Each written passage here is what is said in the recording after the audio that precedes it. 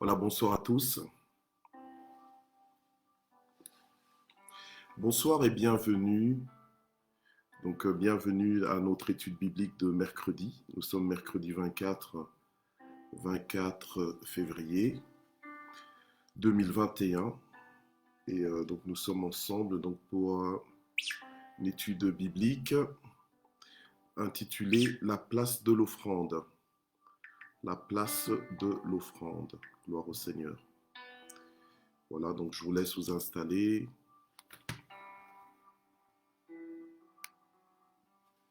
Ok. Pour l'instant, je vais voir un petit peu ma notification.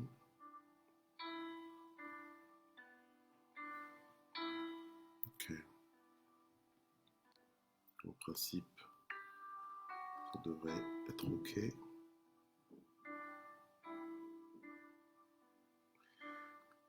Donc voilà. Ok. Je n'avais pas. Voilà. J'espère que vous savez me voir en ligne.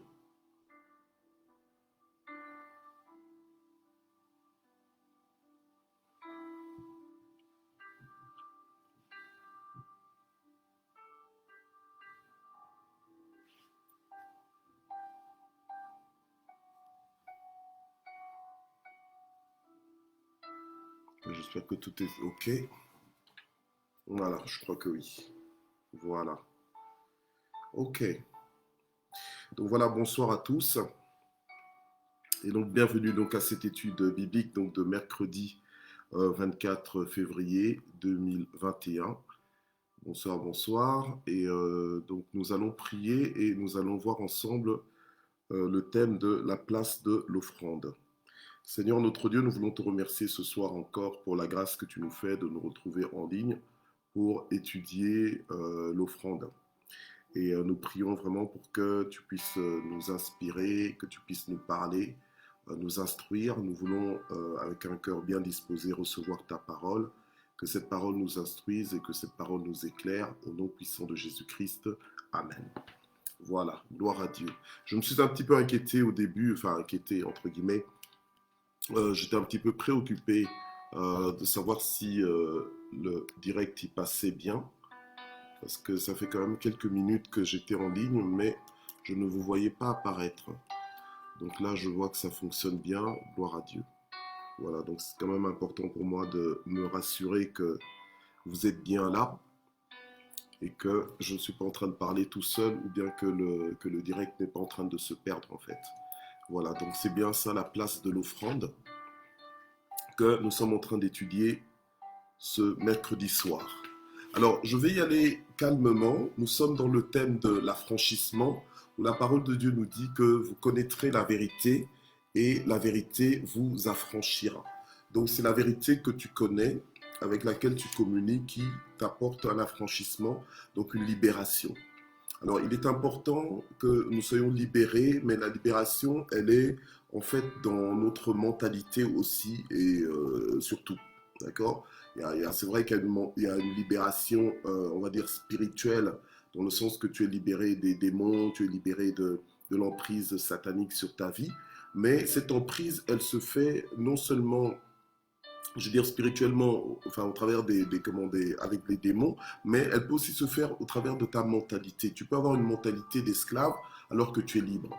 Donc, c'est pour ça qu'il est important de communier avec la parole, d'étudier la parole de Dieu afin d'entrer dans son affranchissement, d'être libéré en fait de l'ignorance, d'être libéré des mauvais schémas de fonctionnement, des schémas de pensée qui sont erronés.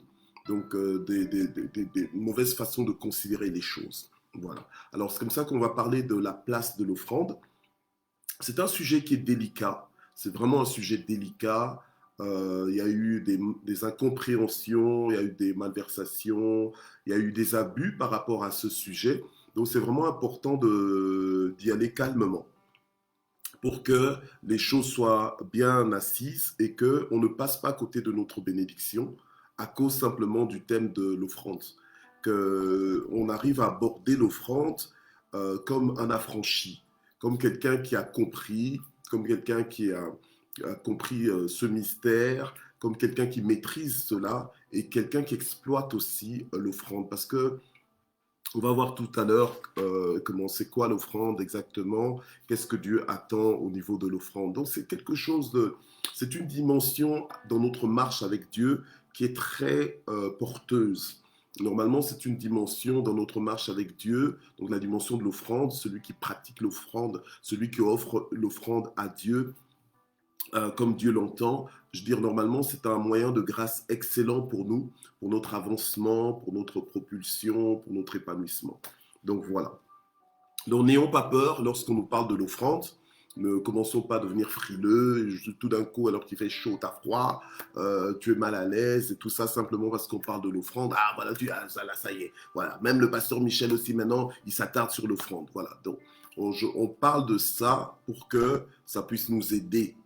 D'accord? Vous connaîtrez la vérité et la vérité vous affranchira. Souvent, la Bible nous dit que mon peuple meurt faute de connaissance. Donc souvent, en fait, on meurt alors qu'on devrait vivre, mais on meurt. Vous savez, il y a des gens qui vivent, mais en réalité, ils meurent parce que ils manquent la connaissance. Donc en fait, ils vivent à côté de leurs opportunités, ils vivent à côté de leurs bénédictions, ils vivent à côté de leurs réserves, de ce qui leur est réservé, de ce qui leur est destiné. Voilà. Ok. Alors, ayant dit ceci, donc vous ayant apprêté, amen, on va décoller maintenant, d'accord? Alors, on passe donc dans Matthieu 5, verset 23. Matthieu 5, verset 23.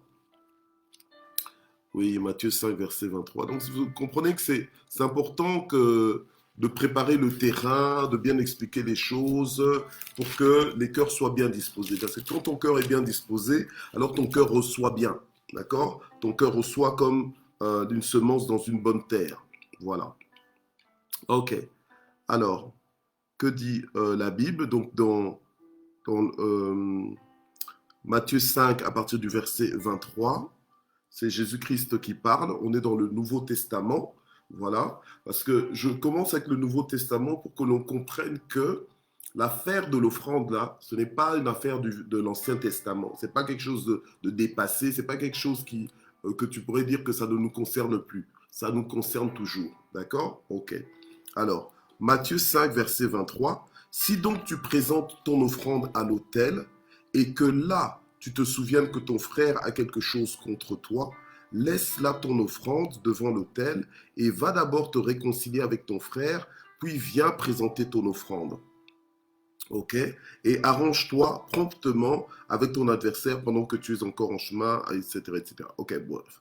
Euh, versets 23 et 24 nous disent quoi? Nous disent que quand quand tu présentes, si donc tu présentes ton offrande, donc c'est-à-dire que normalement tu dois présenter ton offrande, d'accord? Présenter l'offrande, donc tu donnes l'offrande à Dieu, tu offres l'offrande à Dieu. L'offrande, c'est quelque chose qu'on donne à Dieu. En général, c'est à Dieu qu'on donne ça, d'accord? Je dis bien en général, parce que quand on va un petit peu décortiquer, je crois que dans cette session et dans la session prochaine, nous serons sur la place de l'offrande. On va discuter de l'offrande calmement. Si vous avez des questions, vous marquez vos questions en commentaire. Je ne pourrais peut-être pas lire ça tout de suite, mais quand je dirai ça après l'étude, je peux éventuellement répondre à la prochaine étude. D'accord? Voilà.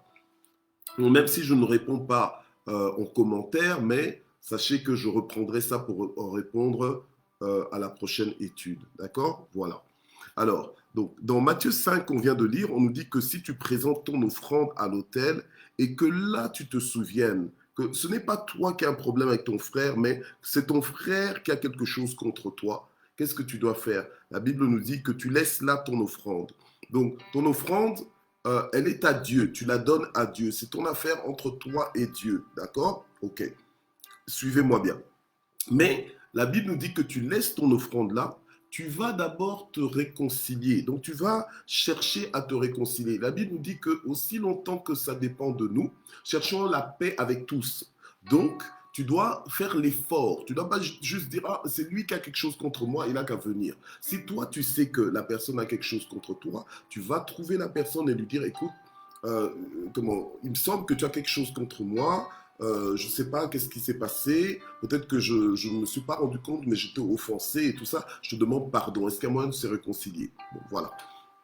Mais au moins, tu as fait ta part.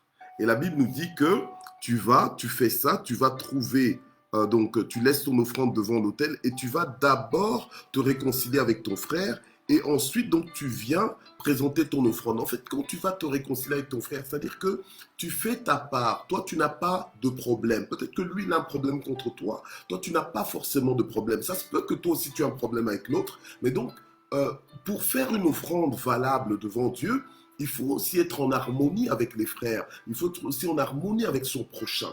Voilà. Donc, tu ne peux pas te permettre d'avoir, soi-disant, une bonne relation avec Dieu en vertical, alors qu'en horizontal, tu as une mauvaise relation avec les gens. Donc, la qualité de ton offrande, elle dépend aussi de la relation que tu as avec les autres. D'accord? Ça, c'est un des principes que tu dois comprendre, que tu dois connaître lorsque tu fais une offrande. Parce que, en fait, quand tu fais une offrande à Dieu, tu cherches à ce que Dieu agrée ton offrande. Tu ne dois pas prendre l'offrande juste pour acquis, comme ça, l'acte de l'offrande. Tu ne dois pas juste prendre ça pour un acte acquis. Dans le sens que j'ai fait une offrande, et ben voilà, je peux pointer que j'ai fait une offrande. Non, non, non, non. L'offrande, tu l'as fait à Dieu et tu veux que Dieu agrée ton offrande, que Dieu accepte ton offrande. Toutes les offrandes ne sont pas forcément acceptées ou acceptables par Dieu. D'accord? Et ça, tu dois te rendre compte de cela. C'est comme ça que les gens qui ne sont pas instruits sur l'offrande correctement font des offrandes. Quand on dit c'est le moment des offrandes, ils boudent, ils râlent, et puis ils ne se sont même pas préparés par rapport à l'offrande qu'ils vont apporter à Dieu. Ils, comme ça au hasard, et puis ils décident tiens, de prendre par exemple le fond de leur poche et hop, ils apportent à Dieu et ils disent qu'ils ont apporté une offrande à Dieu. Ben, Dieu ne considère pas forcément toutes les offrandes comme des offrandes. Dieu ne les agrée pas. C'est pas parce que tu as fait un acte d'offrande que Dieu va penser que ou va accepter ça comme une offrande. Vous comprenez? Voilà. Et ça, c'est un mystère que nous devons absolument comprendre afin de faire des offrandes à Dieu qui ne sont pas des offrandes gaspillées. Parce que tu crois avoir fait, mais en réalité, ça n'a pas été compté comme une offrande. Et si ça n'a pas été compté comme une offrande, tu ne vivras pas non plus les conséquences de cette offrande. Parce que chaque offrande a une mission. Chaque offrande a un langage. Chaque offrande a un message en fait. Chaque offrande a un objectif. Et ça, nous allons le voir. Je ne pense pas que nous aurons l'occasion de le voir vraiment en profondeur aujourd'hui, mais nous allons voir ça justement dans ce qu'on appelle maintenant, dans cette étude, la place de l'offrande. D'accord? Je sais que tu as peut-être déjà eu l'occasion d'écouter des enseignements sur l'offrande, des messages sur l'offrande, mais voilà, aujourd'hui, Dieu choisit de te reparler de ça peut-être d'une autre manière. Et ma prière est que tu puisses avoir la révélation de ce que le Seigneur veut te transmettre totalement. Amen. Voilà. Alors nous voyons que dans la parole de Dieu, dans le livre de Genèse, dans Genèse 4, nous voyons que Caïn et Abel avaient aussi offert une offrande à Dieu, n'est-ce pas? Ils avaient aussi offert une offrande à Dieu, tous les deux. Et la Bible nous dit donc dans Genèse chapitre 4, au verset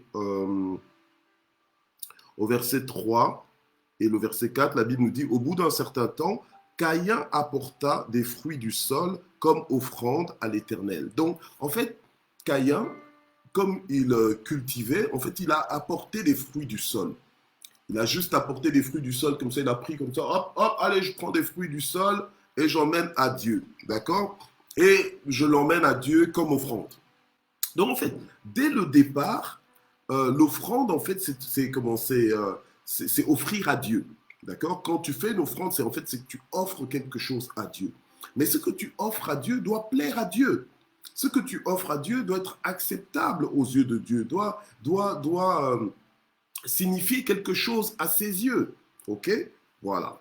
Alors, Caïn il savait qu'il fallait offrir à Dieu. Et donc, il a fait une offrande à Dieu, mais il a apporté des fruits du sol. Et Abel, lui aussi, il a apporté, mais qu'est-ce qu'il a apporté? Il a apporté les premiers-nés de son petit bétail avec leur graisse. Donc, en fait, il a apporté les prémices. D'accord? Donc, ça, c'est la forme d'offrande qu'on appelle les prémices. Donc, on va dire, c'est les premiers fruits de ton travail, c'est la meilleure qualité, c'est la première récolte, voilà, on peut dire, c'est ton premier salaire, voilà. Bref, c'est vraiment, donc les prémices, c'est ce que tu as de plus précieux, c'est ce que finalement tu attendais, c'est ce pourquoi comment tu as travaillé, et donc en fait, c'est le début de ce que tu commences à gagner, par exemple. D'accord? Voilà. Et en fait, Caïn, lorsqu'il apporte son offrande, il apporte juste comme ça des fruits du sol, voilà. Il apporte ça à Dieu, mais ce n'était pas quelque chose de spécial.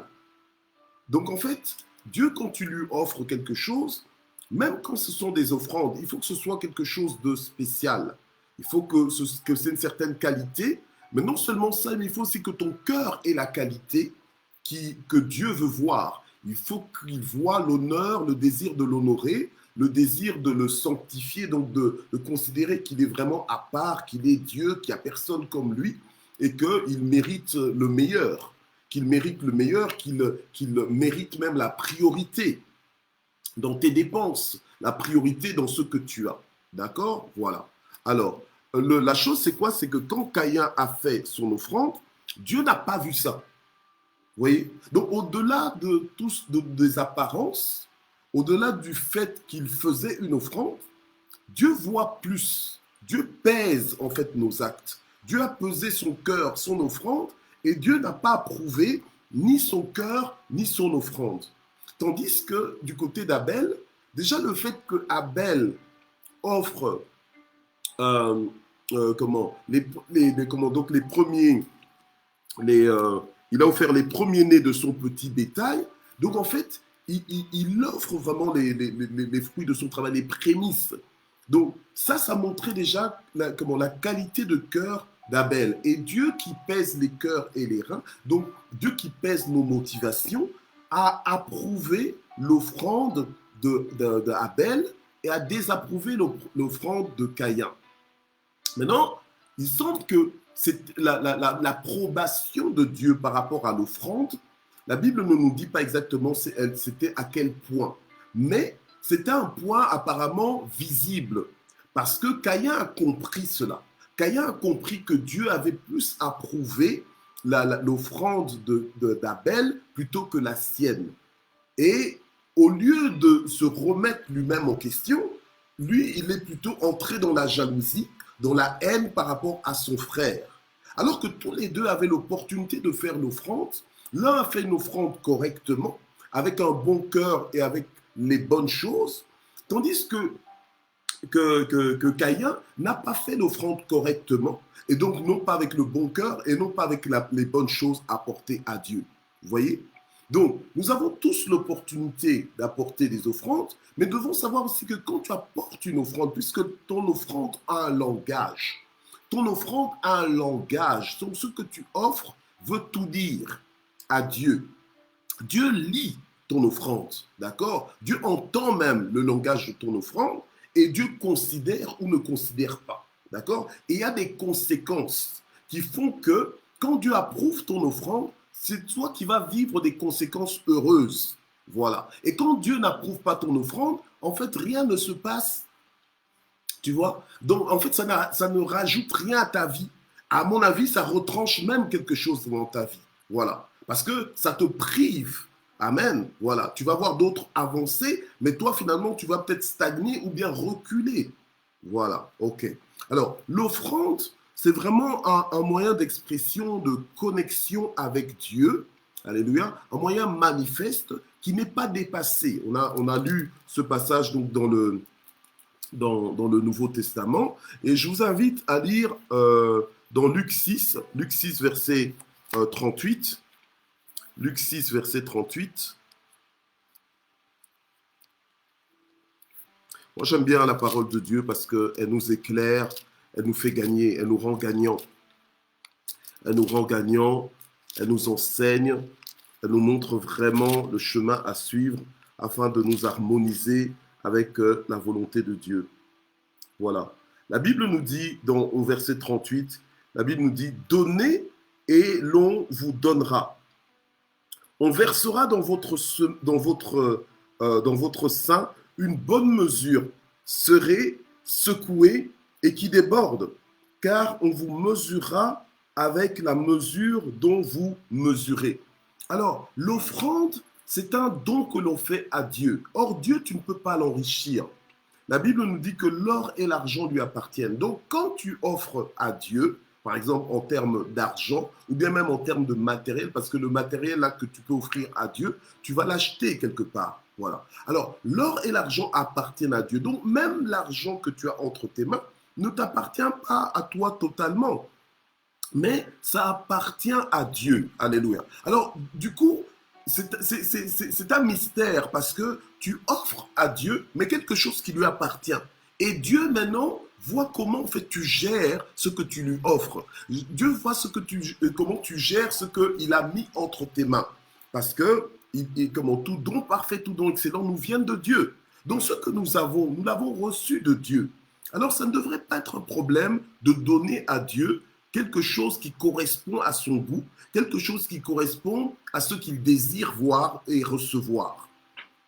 On nous dit, donnez et l'on vous donnera. D'accord? Donnez et l'on vous donnera. Il y a même un autre passage dans Acte 20, verset 35. Voilà. Donnez et l'on vous donnera. Attendez que je termine un peu avec donner et l'on vous donnera. Luc 6, verset 38. Donnez et l'on vous donnera. Amen. Et on versera dans votre sein une bonne mesure, serrée, secouée. Donc, en fait, une bonne on met dedans, mais on appuie bien pour en mettre un maximum. On dit une bonne mesure serait secouée, donc c'est-à-dire que secouée pour que ce qu'on met dans la mesure là, elle descende bien partout dans le récipient là, donc parce qu'on veut te servir, donc on veut bien te servir. Et on dit secouée et qui déborde. Donc en fait, vraiment, on met au maximum au point même que ça déborde et là on te sert. Tout ça pourquoi? Parce que tu as donné. Donc, en fait, quand tu fais une offrande à Dieu, ce n'est jamais perdu. Ce n'est jamais en vain que tu le fais. Alléluia. C'est toi qui es gagnant. Alors, mais il faut faire une offrande selon les modalités de Dieu et non pas selon tes modalités à toi. Voilà. Alors, acte 20, verset 35. Acte 20, verset 35. Gloire à Dieu. Acte 20, verset 35. Celui qui sait que ce qu'il a, il le reçoit de Dieu, n'a pas peur de donner à Dieu et ne raisonne pas en termes de quand je donne à Dieu, je m'appauvris. Tu comprends? Du coup, quand on dit que c'est le moment des offrandes, ça ne doit pas être un moment de lamentation pour toi. Ça ne doit pas être un moment de deuil, un moment de perte pour toi. Bien au contraire, tu dois penser que c'est un moment tremplin pour ta vie. Un moment tremplin pour ta vie, une opportunité. En fait, tu devrais même pousser des cris de joie quand on dit que c'est le moment des offrandes.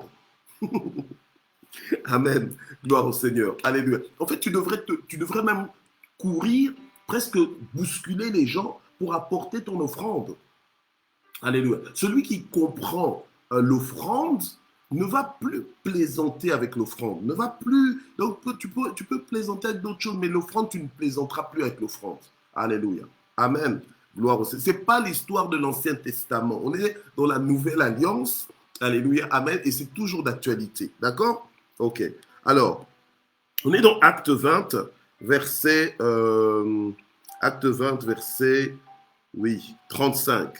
La Bible nous dit, en tout, je vous ai montré qu'il faut travailler ainsi pour venir en aide aux faibles et se rappeler les paroles du Seigneur Jésus qui a dit lui-même, il y a plus de bonheur à donner qu'à recevoir. D'accord?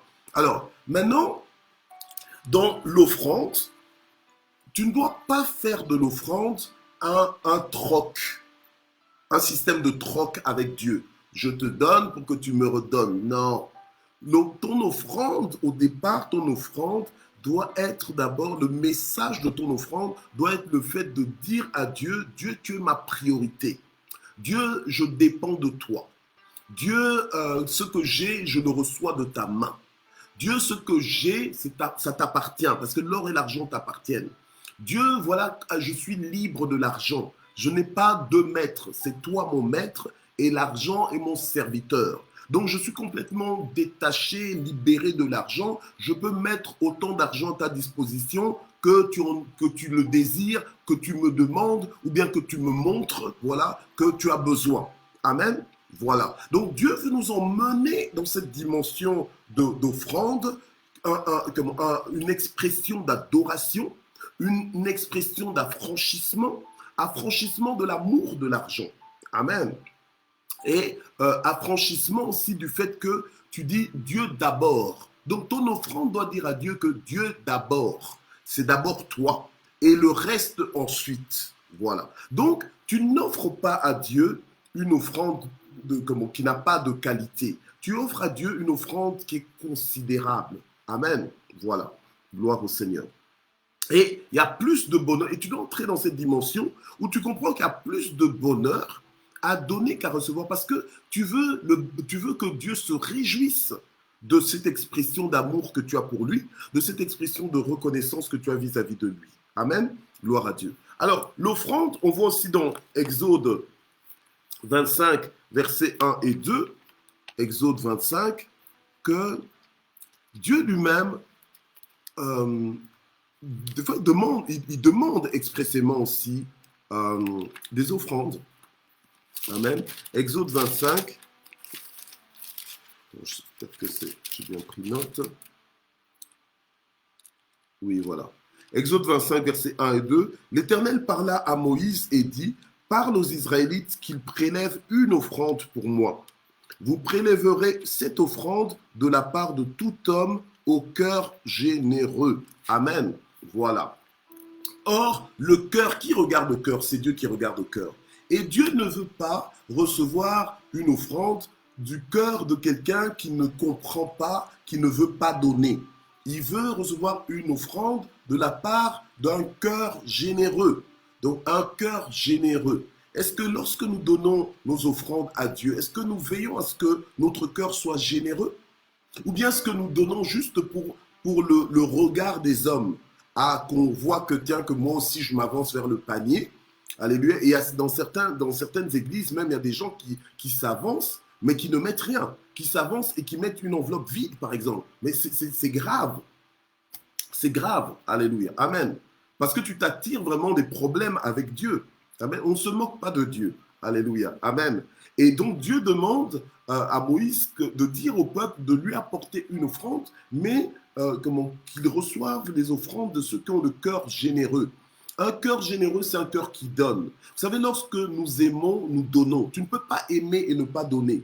L'expression de l'amour, c'est le don. Hein. Dieu a tant aimé le monde que qu'est-ce qu'il a fait? Il nous a donné son Fils unique. Alléluia. Et Jésus, il est venu, il est mort en offrande à notre place, en offrande à Dieu. Alléluia. Amen. Gloire au Seigneur. Alléluia. Voilà. Donc, je vais encore lire, parce que là, j'arrive déjà à la fin. Ça passe tellement vite le temps. Mais bon, gloire au Seigneur. On a encore la fois prochaine et peut-être la fois d'après. Ça dépendra de comment nous avançons. Amen. Gloire à Dieu. Alors, on va lire encore Proverbe 11, versets 24 à 25. Parce que, vous voyez, nous devons complètement être affranchis de la peur de l'offrande. D'accord? Ah oui, j'aime bien vos églises là, mais quand il s'agit des offrandes et tout, on dirait que... Non, attends. Mais l'offrande, en général, elle est volontaire. Bien sûr, lorsqu'on va voir les différents types d'offrandes ici, je vais quand même parler de deux types d'offrandes qui sont plus ou moins à caractère obligatoire. Mais même si c'est à caractère obligatoire, on ne nous force pas. D'accord? Ce ne sont pas des offrandes qui sont perçues de force. D'accord? On doit juste savoir que ça a un caractère obligatoire pour Dieu, mais personne ne peut nous forcer en fait à les donner. D'accord? Ensuite, il y a tout le reste des offrandes qui sont des offrandes volontaires. Amen. Tout le reste des offrandes qui sont des offrandes volontaires et qu'on verra aussi certainement la fois prochaine parce que là, on n'aura pas le temps aujourd'hui. Ok. Alors, on est dans le livre de Proverbes au chapitre 11, versets 24 et 25. Proverbes, chapitre 11, versets, voilà, 24 et 25. La Bible nous dit, « Tel qui fait des largesses devient plus riche, et tel qui épargne à l'excès, qui épargne à l'excès. » Non, ce n'est pas que tu ne dois pas épargner. On n'a pas dit tel qui épargne, non, on a dit tel qui épargne à l'excès. D'accord? Il faut bien lire, à l'excès. Ok. Tel qui épargne à l'excès ne fait que s'appauvrir. Celui qui répand la bénédiction sera dans l'abondance. D'accord? Et celui qui arrose sera lui-même arrosé. D'accord, ok. Donc ça, ce sont des principes, normalement, qui doivent nous aider, en fait, à donner, à libérer. Alléluia. Et là, on est en train de parler de l'offrande, à donner à Dieu. Le problème, c'est quoi? C'est qu'aujourd'hui, on a du mal même à donner aux autres, c'est déjà quelque chose. On n'arrive pas, hein, c'est pas très spontané, c'est compliqué, etc., etc. Mais bon, bref. Mais tu arrives quand même, il y a des privilégiés à qui tu le fais, bon, voilà. Mais maintenant, donner à Dieu encore, ça devient, si même donner à Dieu, ça devient un problème. Alors que Dieu nous a donné le meilleur de lui-même, il nous a tout donné. Il nous a donné Jésus-Christ et on a encore du mal à lui faire des offrandes qui lui plaisent, qui lui conviennent. Ce n'est pas normal. Alléluia. Amen. En fait, ce n'est pas ce que nous gardons qui nous rend riches, mais en réalité, c'est ce que nous donnons qui nous enrichit. C'est ça que ce verset est en train de nous dire ici. Alléluia. Tel qui fait des largesses devient plus riche. Celui qui fait des largesses devient plus riche. Alléluia. Mais et tel qui épargne à l'excès ne fait que s'appauvrir. Donc, en matière d'offrande, tu ne dois pas penser en termes d'épargne. Tu dois penser que non, je dois honorer Dieu. Je dois bénir mon Dieu, entre guillemets. Alléluia. Je dois célébrer mon Dieu avec l'offrande que je lui apporte. Amen. Gloire à Dieu. Et ça doit être une décision librement consentie. Une décision sans contrainte. Alléluia. Amen. De tout ton cœur, tu décides, voilà, d'apporter une offrande à Dieu. Amen. Gloire au Seigneur. Alléluia. Ah. Et donc, que tu décides de faire cette offrande à Dieu comme expression d'honneur vis-à-vis de lui, pour lui signifier que c'est lui le donateur principal de ta vie, que c'est lui ta source. Amen. Voilà. Alors maintenant que je vous ai expliqué tout ça, on est prêt pour que la prochaine fois, on puisse un peu maintenant détailler quelques catégories d'offrandes. Amen. Pour qu'on comprenne un peu quel genre d'offrande on fait, pour comprendre en fait le message de ton offrande. Pour qu'à chaque fois que tu feras une offrande à Dieu, que tu comprennes ce que tu veux dire à Dieu. D'ailleurs, il faut que toi-même déjà tu comprennes ce que tu veux dire à Dieu. Alléluia. Afin que Dieu aussi puisse recevoir clairement ton message. Amen. Voilà. Si tu comprends ce que tu veux dire à quelqu'un, tu t'exprimeras mieux. La communication passera mieux. Comprends? Voilà. Mais si tu ne comprends déjà pas ce que tu veux lui dire, ben comment tu veux que le récipiendaire comprenne? Amen. Gloire à Dieu. Alléluia. C'est pour ça que des fois, nous faisons des offrandes en désordre. On ne comprend même pas ce qu'on est en train de faire. On fait juste comme ça parce qu'on a dit c'est le moment des offrandes. Non. Il faut comprendre les actes que tu poses. Il faut les peser. Alléluia. Amen. Comme ça, tu pourras bien les cibler. Alléluia. Et l'impact, donc l'influence, la conséquence de ton acte, elle te sera bénéfique. Alléluia. Amen. Gloire au Seigneur. Et Dieu n'en sera que glorifié, surtout en termes d'offrande. Amen. Alors nous allons prier et nous recommander entre les mains du Seigneur. Alléluia. Afin que le Seigneur nous prête vie et que mercredi prochain, nous puissions vraiment entrer dans le vif du sujet. Ce n'était qu'une introduction aujourd'hui. Voilà. On va prier. Père, nous te remercions pour ce moment d'étude biblique et nous prions vraiment pour que tu nous gardes en vie et que tu continues de nous éclairer, que tu nous mettes en appétit sur ce sujet afin de vraiment nous laisser imprégner, transformer, informer et transformer par ce sujet, par cette étude biblique. Alléluia. Et que nous puissions grandir en toi dans le domaine des offrandes. Au nom puissant de Jésus, nous avons ainsi prié. Amen. Soyez bénis et je vous donne rendez-vous donc mercredi prochain. À bientôt.